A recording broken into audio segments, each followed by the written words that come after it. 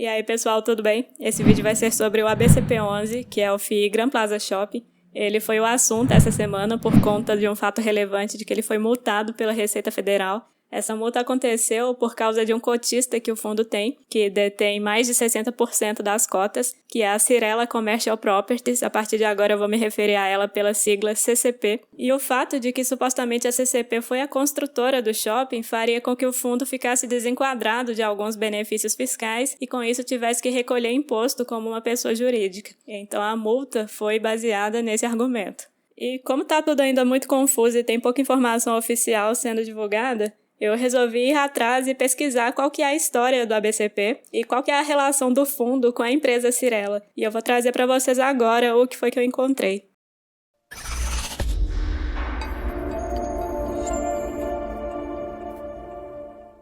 A história toda começa lá nos anos de 96 e 97. Em 96 foi criado o FII ABCP Shopping e em 97 foi criado um outro fundo chamado FII JK, que era um edifício adjacente ao prédio do shopping. E esses dois fundos tinham como cotista relevante a Cyrela Brasil Realty, que a partir de agora eu vou chamar de CBR para ficar mais fácil. E só para esclarecer, não encontrei nenhum documento que dissesse de fato que foi a CBR quem construiu os dois imóveis, mas a partir de agora eu vou trabalhar com a hipótese de que isso é verdade, e que a CBR foi a construtora do shopping e do empreendimento JK, que era anexo a ele.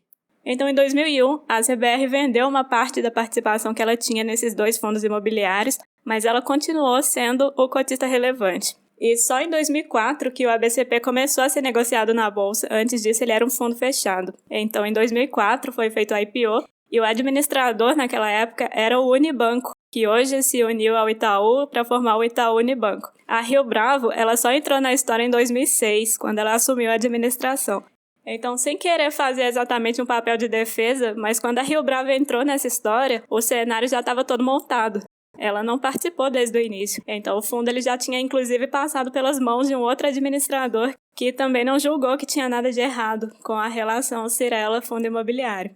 E prosseguindo, então, a gente chega ao ano de 2007, que foi quando aconteceu o fato que é o grande imbróglio dessa questão toda, que foi a cisão parcial da CBR. Então, a empresa ela doou cerca de 11% do patrimônio para uma nova empresa chamada CCP, a Cyrela Commercial Properties, e entre o patrimônio doado estavam as cotas do Fundo Imobiliário ABCP e do FII JK, que ainda existia. E no documento que trata da cisão parcial e da criação da CCP, tem um trecho que, a meu ver, deixa bem claro que está sendo criada uma empresa nova e completamente independente da CBR. Vejam esse trecho aqui. Fica a nova sociedade responsável somente pelas obrigações correspondentes aos bens, direitos e obrigações que lhes forem transferidos, sem qualquer solidariedade com a companhia. E companhia, no caso, é a CBR, que ele se refere.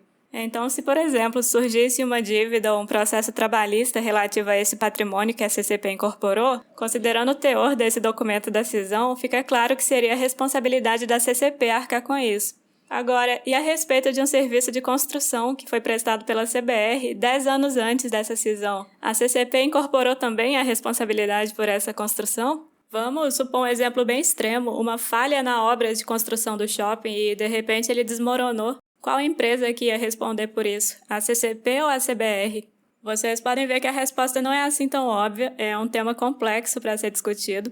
Eu consigo ver razão dos dois lados, tanto da Receita Federal quanto da Rio Bravo, que alega que não foi a CCP quem construiu o shopping. E eu acho que essa questão ainda vai para a Justiça, e que vão ser muitos anos até que o ABCP tenha uma definição sobre esse processo. E quem for investir em ABCP a partir de agora tem que considerar o pior dos cenários, isola essa discussão jurídica porque não está claro quem é que vai vencer isso e considera que o fundo vai ter que pagar a multa e vai começar a ser tributado como uma empresa. Com esses dados você consegue calcular mais ou menos um valor justo para a cota do fundo. E quem for iniciante, eu sinceramente acho que devia ficar longe. Tem muitos outros fundos de shopping por aí, não tem por que entrar justamente nesse que está no meio dessa confusão.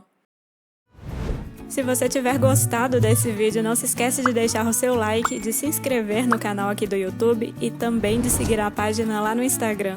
Muito obrigada e até a próxima!